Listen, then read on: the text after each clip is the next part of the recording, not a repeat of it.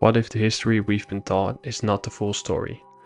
What if, buried beneath our cities and hidden in plain sight, lies the evidence of a lost civilization, one so advanced in architecture, energy, and culture that its very existence had to be erased? Welcome to the world of Tartaria, a theory, a mystery, and for some, a suppressed truth. In this video, we'll dive deep into the key elements of the Tartaria theory. The enigmatic mudfloods, the grandeur of Victorian-era architecture, the curious case of the world fairs, forgotten energy technologies, the role of Nikola Tesla, and the possibility of a cover-up that reshaped our collective memory. Part 1. A civilization erased. Tartaria, also called the Tartarian Empire, is believed by some to have been a vast global civilization that existed until the 18th or 19th century.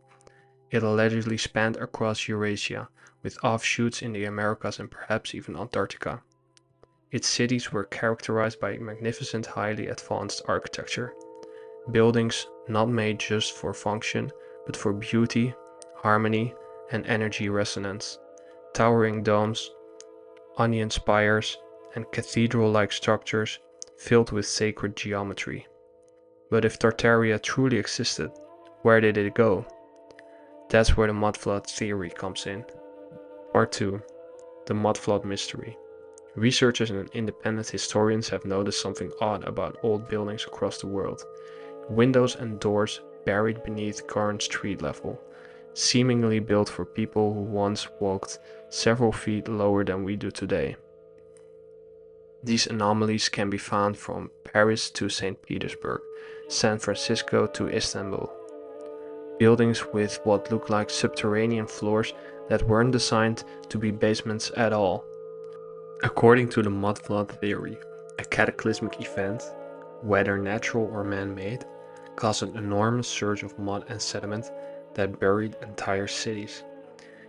Rather than rebuilding from scratch, new occupants simply built on top of the ruins.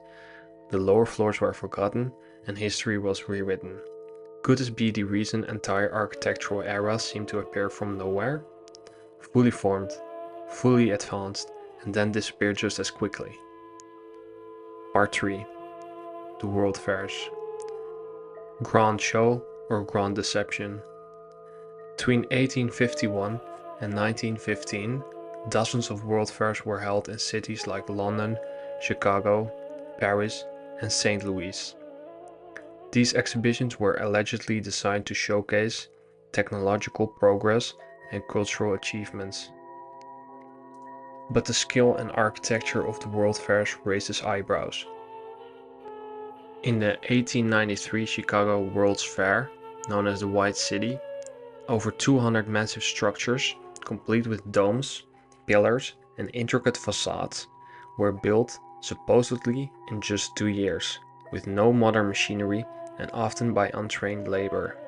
Even more strangely, many of these structures were torn down shortly after the fairs ended. Why demolish such grandeur? And why build it in the first place for temporary use? Some believe these world fairs were not demonstrations of progress, but cover stories, a way to rebrand the remnants of Tartarian cities before erasing them. Buildings that once belonged to a forgotten civilization were relabeled as fair architecture and destroyed to keep the secret. Part 4. The architecture that doesn't fit the narrative. Victorian architecture is everywhere. Domes, spires, arches, intricate metalwork.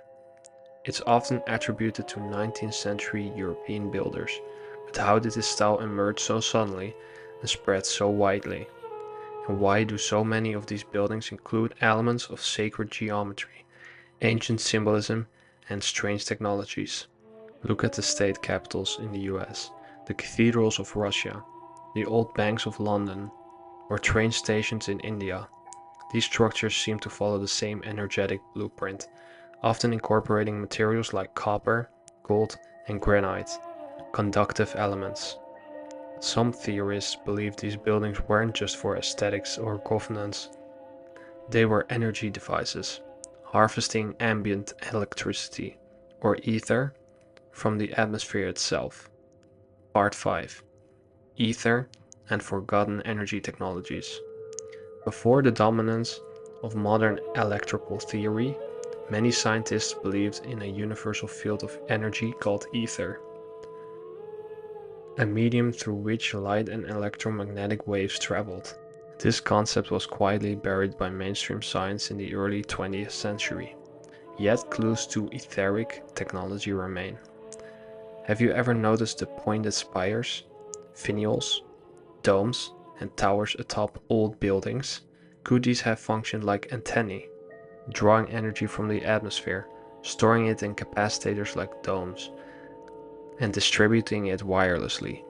Which brings us to one of the most misunderstood geniuses in modern history, Nikola Tesla. Part 6. Nikola Tesla and the Wireless World. Tesla's ambition was never to just power cities with electricity. He wanted to make energy free and wireless for the whole world. He believed the Earth was a conductor and that atmospheric electricity could be tapped into and transmitted without wires. His famous Wardenclyffe Tower, built in the early 1900s in Shoreham, New York, was meant to be the first global wireless energy transmitter, but the project was abruptly shut down. Tesla's funding was pulled, the tower was demolished, his lab was ransacked. Why? Some people say Tesla was sabotaged because his invention threatened the profitability of the growing power industry, an industry that favored meterable electricity over free energy. Others take it further. Tesla, they say, wasn't inventing something new. He was rediscovering Tartarian technology. He may have tapped into ancient knowledge, preserved through esoteric teachings, and even remnants of that lost civilization. Part 7. The Great Cover-Up. If Tartaria truly existed and had technologies we can't replicate today, why haven't we heard of it? This is the crux of the theory, a global cover-up, facilitated by institutions, governments, and educational systems. Maps from the 16th to 18th century clearly label vast regions as Tartary or Grand Tartaria, but by the 20th century, those labels disappear. Historical accounts shift, textbooks make no mention of it, and architecture that once stood as evidence was either reattributed or destroyed. Proponents of the theory argue that this erasure was intentional, to consolidate power, rewrite history, and keep humanity dependent on limited energy systems and consumer-based societies. By eliminating free energy, rewriting the origins of civilization, and redefining our past, those in control shaped the present and our future. Part 8. A look at the old world. People all over the world are re-examining history with fresh eyes. They're questioning photographs of pioneer towns with impossibly advanced buildings. They're re-evaluating how certain cities could spring up so quickly during colonial expansions, and they're uncovering architectural oddities that don't align with the official narrative. What we call antiquity may be more recent than we think, and what we consider modern might be far older. Tartaria, Mudfloods, Tesla, free energy, these are not isolated mysteries. They could be puzzle pieces of a story that's only beginning to emerge. Conclusion: a civilization remembered?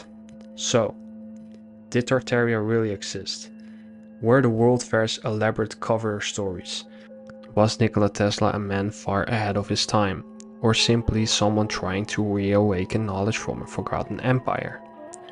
We may never know for sure, but the evidence that something isn't quite right with our version of history is compelling, and once you see it, you can't unsee it. Perhaps the greatest tragedy is not that Tartaria was lost, but that we were never taught to remember it. Keep questioning, keep digging, and keep your eyes open, because history might just be waiting to be rediscovered.